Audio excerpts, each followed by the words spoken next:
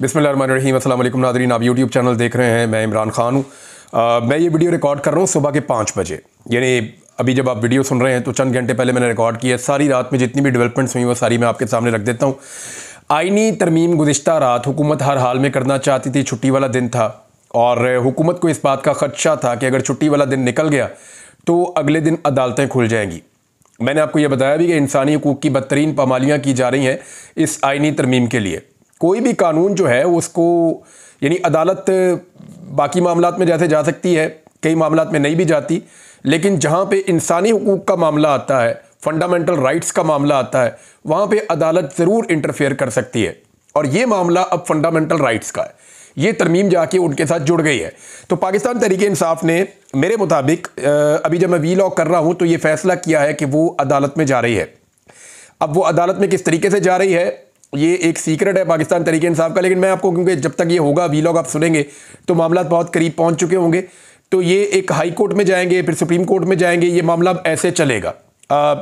पाकिस्तान तहरीक इंसाफ का मौक़िफ़ अदालत में ये होगा कि धज्जियाँ उड़ाई जा रही हैं इंसानी हकूक़ की, ये आईनी तरमीम पास करवाने के लिए। हमारे बंदे गायब किए जा रहे हैं, लगातार बंदों को उठाया जा रहा है, उनकी फैमिलीज़ को उठाया जा रहा है, तशद्दुद का निशाना बनाया जा रहा है, लालच भी दिया जा रहा है। खरीदो फरोख्त एक अलग चीज़ है, लेकिन बंदों को गायब कर देना, अगवा कर देना, खरीदो फरोख्त तो बहुत पुरानी चल रही है। हॉर्स ट्रेडिंग तो होती आई है, और हॉर्स ट्रेडिंग में जो है वो उसके लिए कानून बना हुआ है कि जो बंदा अपनी पार्टी छोड़ के इधर से उधर जाएगा। लेकिन जो टेक्निकली आज़ाद रह गए हैं, काजी फ़ायद ईसा साहब का एक फैसला आपको याद है, ये कहानी शुरू होती है 13 जनवरी से। काजी फ़ायद ईसा साहब ने एक पॉलिटिकल पार्टी से उसका इंतखाबी निशान छीन लिया और खुद में ये सोच लिया कि इंतखाबी निशान नहीं है, लेकिन हैं तो ये पॉलिटिकल पार्टी के लोग।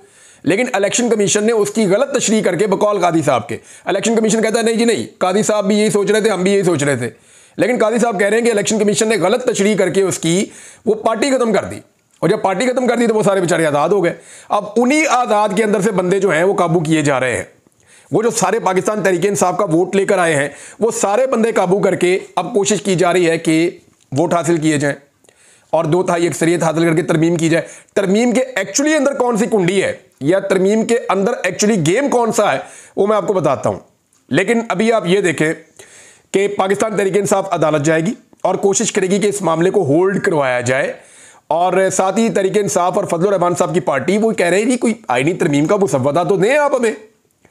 भाई हो सकता है पाकिस्तान तहरीक इंसाफ वाले कह रहे हैं जी हम भी आपको किसी चीज़ में सपोर्ट कर दें, कोई चीज़ हमें पसंद आ जाए, ठीक है जी। तो डेमोक्रेसी तो यही होती है। आप रातों रात छुट्टी वाले दिन जो है तरमीम लाना चाहते हैं गैर आईनी तरीके से, तो वो तो ठीक नहीं है। फिर आप बताना भी नहीं चाहते कि तरमीम है क्या।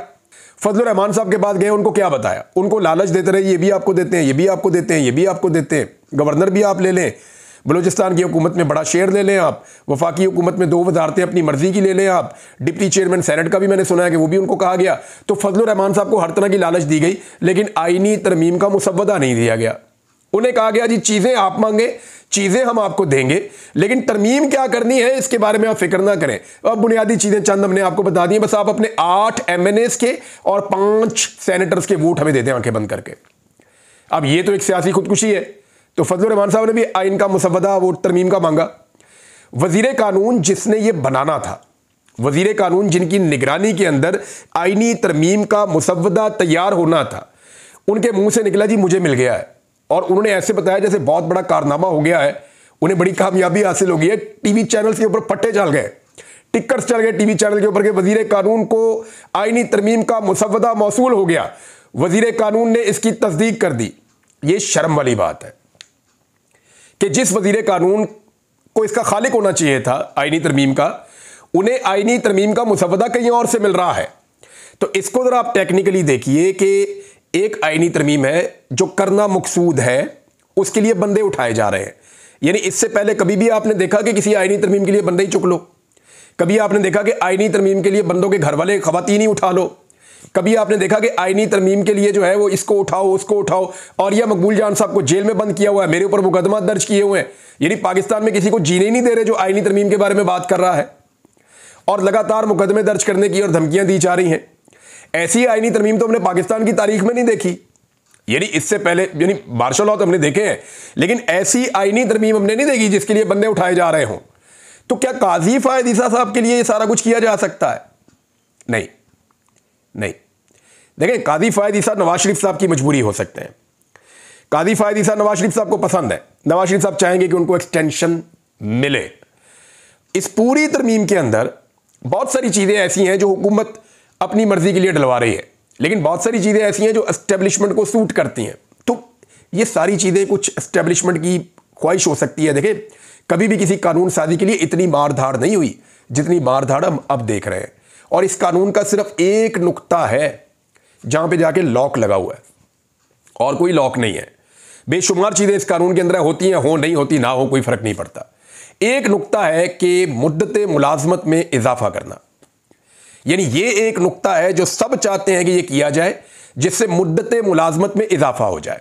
और मुद्दत मुलाजमत में जो इजाफा होगा सरकारी अफसरान की, उसमें जजेस भी शामिल होंगे, ब्यूरोक्रेट्स भी शामिल होंगे, पुलिस वाले भी शामिल होंगे, फौज वाले भी शामिल होंगे, नेवी वाले भी शामिल होंगे, एयरफोर्स, तमाम लोगों की मुद्दत मुलाजमत बढ़ जाएगी। यानी वो अपनी रिटायरमेंट की एज पे, यानी जिस दिन वो रिटायर होने लगे हैं वहां से 3 साल उनको मजीद मिल जाएंगे। तो इससे बहुत सारी और गेम जो है वो खुल के आपके सामने आ गई है। तो एक्चुअली अनवारुल हक काकड़ का और सरफराज बुगटी का वहां जाना ये खास किस्म का इशारा करता है। गौर कीजिए ना, शहबाज शरीफ साहब गए, जरदारी साहब पहले जाके मिले, बिलावल वहां पे गए, बार बार इसाक डार गए, मोहसिन नकवी बार बार गए। मोहसिन नकवी तो नुमाइंदा गवर्नमेंट कहती है हमारे नहीं है, वो ये कहते हैं कि ये तो हमें दिए गए हैं तोहफे के तौर पे, और शुक्र है वो वज़ीर आज़म पाकिस्तान बनने का उन्होंने फैसला नहीं किया, वरना वो वज़ीर आज़म पाकिस्तान भी बन जाते। तो मोहसिन नकवी जो है वो इस वक्त बड़ी खास पोजीशन में है। उनका बार बार जाने का मतलब यह है कि हुकूमत से ज़्यादा किसी और को जल्दी है। और एक चीज़ आप और ध्यान में रखने अपने, कि इस वक्त ये जो कानून साजी है इसमें फजलुर रहमान साहब की कुंडी एक ही जगह पे फंसी हुई है। यानी जहां पे ब्रेकें लगी हुई है वो पॉइंट ये है कि फजलुर रहमान साहब कह रहे हैं जी उम्र की हद नहीं बढ़ानी चाहिए, क्योंकि यही काम करने की कोशिश की गई थी परवेज मुशर्रफ साहब के दौर में, जब सबने मुखालफत की थी, पीपल्स पार्टी ने, पीएमएल ने, फजलुर रहमान ने, सबने मुखालफत की थी तो नहीं हो पाया था। अब यही काम दोबारा करने की कोशिश की जा रही है इस दौर में, पीडीएम सरकार में, पीडीएम 2 सरकार में। और फजलुर रहमान साहब अब इसका हिस्सा कैसे बन सकते हैं, जबकि वो फ्लोर ऑफ द हाउस खड़े होकर ये कह चुके हैं कि ये नहीं होना चाहिए। फजलुर रहमान साहब ने हुकूमत से ये शिकवा किया, और दूसरी तरफ से मेरे ख्याल पाकिस्तान तहरीक इंसाफ के जो लोग आए थे उनको भी शिकवा किया कि जी मेरे ऊपर दबाव डालने के लिए तो मुझे बाहर से फ़ोन करवाए जा रहे हैं। यानी जो दोस्त ममालिक हैं वहाँ से कहीं से फजलुर रहमान साहब पे जो ताल्लुकात हैं, क्योंकि वो एक मजहबी शख्सियत हैं, तो हमारे जो दोस्त बरादर इस्लामी ममालिक हैं वहाँ फजलुर रहमान साहब के ताल्लुकात तो हैं ना, तो वहाँ से भी कहा गया कि ज़रा मेहरबानी करें इनके ऊपर। लेकिन फजलुर रहमान साहब ने वो प्रेशर भी ले लिया और ये नहीं किया। ये सारी जल्दबाजी जो है वो एक मखसूस सूरत हाल के लिए है। अगर ये कानून साजी 1 महीना 1.5 महीना आगे चली जाती है तो शायद हुकूमत इसके ऊपर इतनी तवज्जो दे भी ना, हो सकता है 2 हफ्ते 3 हफ्ते आगे चली जाए, फिर भी शायद हुकूमत इसके ऊपर ज़्यादा तवज्जो ना दे। मामला यह है हुकूमत इसको फौरन करना चाहती है और इन्हीं चंद दिनों में करना चाहती है, और ये वीकेंड हुकूमत ने चूज किया था इसलिए कि अदालतें खुलने से पहले पहले हम अपनी कार्रवाई डाल दें। अब वकला भी खड़े हो गए इसके खिलाफ। यानी जो तरमीम का मुसवदा है वो अब तक फजलुर रहमान साहब के लोग जो आखिरी बयान दे रहे थे वो कहते थे हमारे पास तो अभी भी नहीं इन्होंने दिया, बल्कि गफूर हैदरी साहब ने यह कहा कि तरमीम का मुसवदा हमें दें, फिर हमें कम से कम उसको स्टडी करने के लिए 1 महीने का वक्त तो दें कि हम उसके ऊपर मुशावरत करें, स्टडी करें, और फिर हम उसके ऊपर करें। तो उन्होंने कहा जी तब तक तो काजी साहब रिटायर हो जाएंगे। उन्होंने कहा जी हो जाएंगे तो कोई और आ जाएगा, कोई बात नहीं, आईनी तरमीम है, इसमें इतनी जल्दी क्यों है? अगर हुकूमत को ज्यादा जल्दी है तो फिर हमारी सपोर्ट अवेलेबल नहीं है। ये उनके स्टेटमेंट्स हैं मौलाना फजलुर रहमान साहब के बारे में। यू कांट से एनीथिंग, आपको पता नहीं चलता कि वो किस वक्त क्या फैसला कर लें, लेकिन उनके ऊपर उनकी पार्टी का बड़ा दबाव है। दूसरी जानिब आप एएनपी को देखें कि बादशाह खान की सियासत कहां पहुंची, कि एमल वली खान साहब बाकायदा लिख कर अनाउंस कर रहे हैं कि मैं एंटी इमरान था, एंटी इमरान हूं, एंटी इमरान रहूंगा। अब आप अंदाजा करें कि बादशाह खान की इतनी बड़ी सियासत, इतनी बड़ी सियासी विरासत, बादशाह खान का इतना बड़ा नजरिया, उसको किस लेवल पे ले आए कि सिर्फ एक लीडर की मुखालफत के ऊपर इस पार्टी का सरबराह खड़ा। अंदाजा कीजिए आप। और बगैर मुसवदा पढ़े, बगैर आईनी तरमीम का मुताला किए, सिर्फ बी टीम बन के, जो उनको, यानी जो इस वक्त पाकिस्तान के अंदर एस्टेब्लिशमेंट की बी टीम है वो ये हुकूमत है, और हुकूमत की बी टीम जो है वो यानी इस लेवल पे पहुंच गए हैं एमल वली खान साहब। तो एमल वली खान साहब की अपनी पार्टी के अंदर बहुत ज्यादा इस पे शिकवे और शिकायतें हो रहे हैं, लेकिन उन्हें परवाह नहीं है क्योंकि पार्टी तो इलेक्शन हार गई है, पार्टी तो इलेक्शन जीती नहीं। तो एमल वली खान साहब को क्योंकि सीट कहीं और से मिली है तो उसका हक भी तो अदा करना है, तो वो हक अदा कर रहे हैं। लेकिन बादशाह खान साहब की सियासत इस लेवल पे आके गिरेगी, यानी उन्हीं के अपने खानदान में ये होगा, इसका कभी हम सोच भी नहीं सकते थे, लेकिन अफसोस हम ये होता हुआ देख रहे हैं। थोड़े दिन पहले इन्होंने क्लेम किया कि मेरा गोल बहुत बड़ा है, इसलिए मैंने ये सीट का कड़वा घूंट किया, ये कड़वी गोली मैंने निगली है, गोल मेरा बहुत बड़ा है। तो गोल ये था जनाब का कि बगैर देखे आईनी मुसव्वदे के ऊपर, वो तरमीम के ऊपर जाकर वोट दे रहे हैं। उनसे तो बहुत बेहतर अख्तर मेंगल साहब ने अपना मौक़िफ़ लिया कि कम से कम मेरे लापता अफराद को आप छोड़ दें, आप मेरे से वोट ले लें। भाई कोई सौदे का मज़ा तो आया ना। उन्होंने कहा जी मेरे लोगों को रिलीफ दे दें और मेरे से आप वोट ले लें। वैसे तो आप लोग मेरी सुनते नहीं हैं। बहरहाल ये सिचुएशन है। वकला खड़े हो गए जी। मुनीर मलिक साहब का स्टेटमेंट आया, बहुत बड़ा स्टेटमेंट है। फैसल सिद्दीकी साहब, ये वो लोग हैं जो कादी फ़ायद ईसा साहब के हक में होते थे सारे। जब कादी फ़ायद ईसा साहब हॉट वाटर में थे, उन्होंने उनका साथ दिया था। ये सारे कह रहे हैं जी कादी फ़ायद ईसा साहब हमारे चीफ जस्टिस है, उनकी इज्जत सर आंखों पे। लेकिन 25 अक्टूबर तक उन्होंने कहा जी 26 अक्टूबर से हमारे आईनी chief justice of Pakistan justice Mansoor Ali Shah होंगे, हम किसी किस्म की कोई आईनी तरमीम नहीं मानेंगे। ये वकला के पैगामात लगातार आ रहे हैं। बल्कि ये दावा किया मुनीर मलिक साहब ने, उन्होंने कहा जी रेफरेंडम करवा लें। अगर 90% वकला ने यह ना कहा कि हम 26 अक्टूबर को जस्टिस मंसूर अली शाह साहब को चीफ जस्टिस ऑफ पाकिस्तान देखना चाहते हैं, तो मैं वकालत छोड़ दूंगा। ये मुनीर मलिक साहब ने, जो सीनियर वकील हैं और इन्होंने बड़ी तहरीक चलाई थी, वकला की आज़ादी की तहरीक में बहुत बड़ा इन्होंने हिस्सा लिया था। और इस तरह बहुत सारे और वकला हैं, बार्स के अंदर से ये स्टेटमेंट्स आ रहे हैं। नौजवान जो वकला हैं वो बहुत गुस्से में है। तो अब ऐसा लगता है कि वकला के अंदर भी जैसे जैसे ये मंदरजात सामने आ रहे हैं कि अदलिया के साथ होने क्या जा रहा है, वैसे वैसे वकला के अंदर रिएक्शन पैदा हो रहा है और वहां पे भी एक किस्म की रिजेंटमेंट है। तो छुट्टी वाले दिन तरमीम करवाने का एक मकसद ये भी था कि पीर से अदालतें खुल जाएंगी, वकील मुतहरिक हो जाएंगे, उनकी मीटिंग्स आ जाएंगी, वो आपस में बातें करेंगे, मुशावरत होगी, जो चीज़ें बाहर आएंगी वो डिस्कस होंगी। जब चीज़ें डिस्कस होगी तो पोल खुलेंगे, चीज़ों का पता चलेगा, तो फिर आईनी तरमीम करवाना मुश्किल हो जाएगा। अभी भी डिपेंड करता है फजलुर रहमान साहब पे, क्योंकि आज 12:30 बजे इजलास दोबारा बुलाया गया है। कैबिनेट का इजलास भी मौखर कर दिया गया था, कौमी असम्बली सेनेट का इजलास भी मौखर कर दिया गया था। पहले यह था कि रात 3-4 बजे तक काम चलेगा, सुबह तक, लेकिन फिर वो मौखर हो गया। और अब क्योंकि आज अदालती दिन स्टार्ट हो गया है, तो एक नए एडवेंचर का भी सामना करना पड़ सकता है इस हुकूमत को। अनवारुल्लाह काकड़ का और सरफराज बुगटी के जाने का मतलब आप समझें कि ये लोग किस पार्टी से ताल्लुक़ रखते हैं। ये उसी पार्टी से ताल्लुक़ रखते हैं जिससे फैसल वाडा ताल्लुक़ रखते हैं। और एक ही नुकता है जिस पे फजलुर रहमान साहब फंसे हुए हैं कि मैं एक्सटेंशन के खिलाफ हूँ, मैं उम्र की हद नहीं बढ़ाऊंगा। और यही एक मामला है जो हर हालत में हुकूमत चाहती है कि फजलुर रहमान साहब मान जाए। इमरान खान साहब का स्टेटमेंट है, वो मैं आपको बताता हूं, लेकिन पहले ये सुन लें कि इलेक्शन कमीशन का इजलास तलब किया और तलब करके उन्होंने ये कहा जी मुशावरत करते हैं कि जो सुप्रीम कोर्ट ऑफ पाकिस्तान से जो एक वजाहत इलेक्शन कमीशन ने मांगी थी, वो जो वजाहती ऑर्डर आया है उसका अब जायजा लिया जाएगा इलेक्शन कमीशन के इजलास में। और भाई इलेक्शन कमीशन को पहले भी समझाया था, आपने जायजे नहीं लेने, आपने फैसले पर अमल दरामद करना है। अगर आपका इतना दिमाग होता, आप इतने अक्लमंद होते, तो जैसी गलतियां आपने की हैं पीछे इलेक्शन में, जिस तरह के आपने ब्लंडर मारे हैं जिसकी वजह से मामला सुप्रीम कोर्ट ऑफ पाकिस्तान में पहुंचा है, ये सारा कुछ तो ना होता। क्योंकि आपका दिमाग कमज़ोर है या आप गलत फैसले कर रहे थे, इसलिए सुप्रीम कोर्ट ऑफ पाकिस्तान के जजेस ने अक्सरियत के साथ सही फैसला कर दिया है। अब आपने सिर्फ फैसले पे अमल दरामद करना है, इसके ऊपर गौर व खौज नहीं करना। अपने दिमाग पे जोर देने की बजाय जो जजेस ने कह दिया आपको वो करना पड़ेगा। जस्टिस मंसूर अली शाह साहब कह चुके हैं पहले ही कि जो जजेस ने कह दिया, जो फैसला आ गया, आपके पास कोई ऑप्शन नहीं है उस पर अमल दरामद करवाने की बजाय। वज़ीर इत्तलात कह रहे हैं जी वसी तर सियासी मुशावरत करनी है, इसलिए जो है आईनी तरमीम में किस चीज़ पे मुशावरत करनी है। ये वज़ीर कानून ने ना अभी तक मुसव्वदा भी नहीं देखा हुआ आईनी तरमीम का, और वो कह रहे हैं कि उसके ऊपर वसी तर सियासी मुशावरत हो रही है। और भाई आपकी तो इतनी औकात ही नहीं है कि तरमीम का मुसव्वदा आपके हाथ में हो या आपको पता हो कि उसके अंदर लिखा हुआ क्या है, तो आप उसके ऊपर मुशावरत करेंगे। यानी उसे क्या कहते हैं, क्या पिद्दी और क्या पिद्दी का शोरबा। तो इस तरह की एक मिसाल दी जाती है। मिसाल दे रहा हूं, मैं पिद्दी नहीं कह रहा किसी को, लेकिन मामला यही है। मामला यही है कि आपको तो पता ही नहीं है तरमीम के अंदर क्या है। आपका वज़ीर कानून अपने मुंह से कह रहा है कि मुझे मुसव्वदा मिल गया, और इतनी खुशी से कि जैसे बहुत बड़ी खुशखबरी वो कौम को सुना रहे हैं। अरकान असेंबली बेचारे सारा दिन बैठे रहे, रात गए, उनको छुट्टी मिली, जी ठीक है उनका हार जाओ, कल आपको दोबारा बुलाएंगे। वो बेचारे कल दोबारा वापस आएंगे। फिर बीच में खबर ये भी आई थी मेरे पास कि जो लोग गायब किए गए हैं, 3-4 लोग इस वक्त कंट्रोल में हैं। हुकूमत के कंट्रोल में जो सिस्टम है उसके कंट्रोल में 3-4 लोग पाकिस्तान तहरीक इंसाफ के हैं, लेकिन उनमें से भी तहरीक इंसाफ का दावा है कि 2 लोग और धोखा दे जाएंगे हुकूमत को।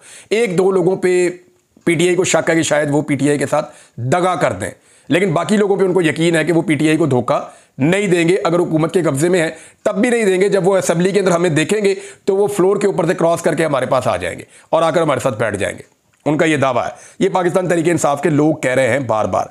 लेकिन मैंने देखा कभी पाकिस्तानियों के कत्ल पे मैंने इस असेंबली को इतना परेशान नहीं देखा, सियासी जमातों को इतना परेशान नहीं देखा, महंगाई पे कभी इतना परेशान नहीं देखा, पाकिस्तान में जो सानेहात हुए उस पर कभी इतना परेशान नहीं देखा। जो असेंबली के ऊपर अटैक किया गया, बिजली बंद करके रात को हमला किया गया और पाकिस्तान के मुकद्दस तरीन ऐवान के ऊपर 25 करोड़ लोगों का ऐवान है, उसके ऊपर अटैक किया गया, उस पर मैंने इनको कभी परेशान नहीं देखा जितना इनको सिर्फ इस एक्सटेंशन के लिए परेशानी है। आप अंदाजा कर लीजिए इनकी तरजीहात क्या है। क्या इनकी तरजीहात कौम और कौम की इज्जत है या कौम का फ़ायदा है, या इनकी तरजीहात सिर्फ अपना ज़ाती मफाद और फ़ायदा है। नाज़रीन, इमरान खान साहब का स्टेटमेंट जो है वो मैं पूरा स्टेटमेंट तो नहीं अब आपको पढ़ के सुना सकता, लेकिन एक दो चीज़ें उसमें से मैं आपको बता देता हूँ। इमरान खान साहब ने कहा कि इस मुल्क का मुट्ठी भर शराफिया मुल्क के तमाम निज़ाम, वसाइल, इक़्तिदार और ताकत पर काबिज है। इस कब्जा ग्रुप का जब दिल चाहता है आइन की धज्जियां बखेर देता है, जजों को धमकियां देता है, जमहूरियत की अक्कास, पार्लियामेंट के तकद्दुस पर हमलावर हो जाता है, अवामी नुमाइंदगान को अगवा कर लेता है, हमारे MNAs के घर की औरतों को उठा लेता है। इखलाकियात से आ रही ये माफिया खुद को आइन और कानून से बालातर गर्दानता है।